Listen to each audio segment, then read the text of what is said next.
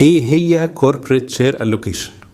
اوكي، بص يا ايمن، كوربريت شير الوكيشن ببساطه هي تقسيم الحصص بتاعه الشركه.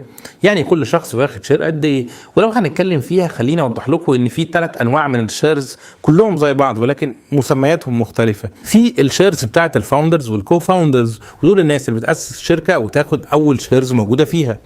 بعد كده بيبقى في الانفستورز اللي هم دخلوا بعد ما الشركه بدات تمشي وضخوا شويه فلوس عشان ياخدوا جزء من الشركه، او ضخوا خبرات مقابل جزء من الشيرز. وبعد كده في بعض الشركات بتدي شيرز للموظفين واسمها ستوك اوبشن، ان انا عايز احمسه شويه فاقول له مثلا لو اشتغلت معايا لمده 5 سنين هتاخد شير معين، او لو عملت حاجات معينه هتاخد شير، يعني اسمها ستوك اوبشن. فدول ال3 انواع من الشيرز. طيب عاده في البيتشنج بيتسأل السؤال دوت لما يحس المستثمر اللي قدامك ان انت معاك كذا حد، او في شراكه من بره، او في شركه كبيره موجوده في الموضوع، فيسأل على الكوربريت شير الوكيشن عشان يتاكد الشخص اللي قدامه واللي هيتفق معاه ده قوته قد ايه في الشركه، بيملك منها قد ايه. طب انا لو دخلت ب 20% هبقى وسط ال 80% دول كلهم مع واحد بس فهو اقوى مني، فما فيش يعني فرصه على الترابيزه بتاعت الجمعيه العموميه ان انا يبقى ليا راي، ولا ال 80% دول متوزعين ففي اراء مختلفه.